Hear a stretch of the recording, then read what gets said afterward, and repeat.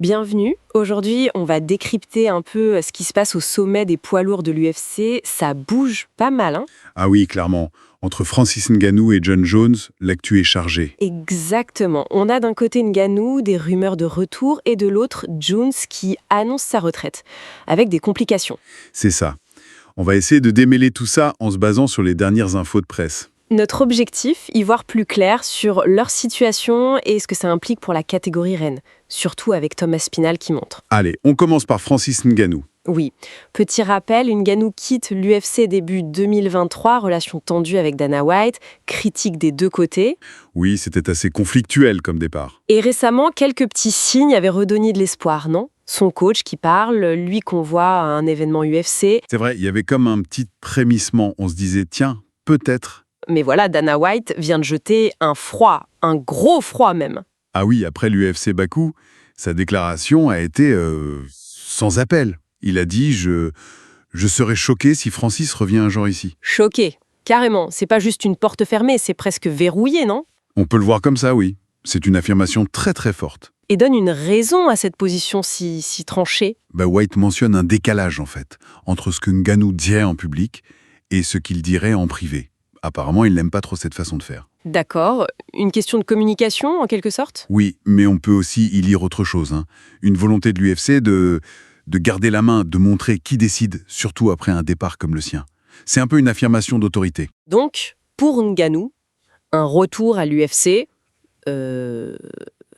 ça semble compromis pour l'instant. Du moins si on écoute White. Très compromis, oui. Ça paraît difficile. Pendant ce temps, l'autre géant, John Jones, il nous sort une annonce choc. Oui, retraite. Du MMA, fin d'une carrière monumentale, faut le dire. Absolument. Et la conséquence directe, c'est qu'il abandonne son titre poids lourd. Exactement. Ce qui fait que Tom Aspinall, qui avait la ceinture intérimaire... devient le champion incontesté. Voilà, une nouvelle ère s'ouvre. Mais cette retraite de Jones, elle n'arrive pas seule. Il y a autre chose. Oui, c'est ça qui est troublant. Presque en même temps, on apprend qu'il a de nouveaux soucis avec la justice. C'est le Albuquerque Journal qui a sorti l'info. Jones fait face à une convocation pénale, un délit mineur apparemment. Pour avoir fui les lieux d'un accident en février. C'est ça. L'audience est prévue fin juillet. Oui, le 24 juillet. Bon, c'est pas anodin vu son passé judiciaire. C'est le moins qu'on puisse dire, il a eu pas mal d'accrochages avec la loi, même s'il a été innocenté récemment dans une autre affaire. Tout à fait. Et du coup, cette coïncidence, l'annonce de la retraite juste avant que cette nouvelle affaire sorte. Ça interpelle, forcément. Difficile de pas se poser la question d'un lien, même si on peut rien affirmer. Exactement. Le timing pose question. Est-ce que l'un a précipité l'autre? On ne sait pas.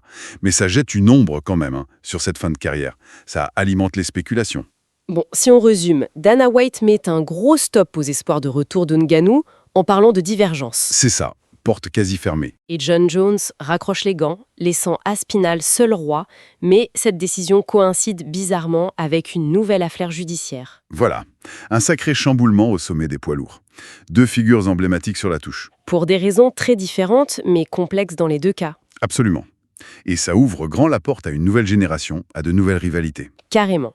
Et ça nous laisse avec une question peut-être plus large. Oui, justement. Au-delà de savoir qui va dominer maintenant, qu'est-ce que ces deux situations nous disent sur la volatilité du statut de star dans ce sport et sur les relations parfois explosives entre les athlètes stars et les grosses organisations comme l'UFC? C'est une excellente question. Ça montre à quel point tout peut basculer vite et à quel point les enjeux dépassent souvent le simple cadre sportif. C'est peut-être ça le vrai sujet derrière les gros titres actuels. Une réflexion à avoir.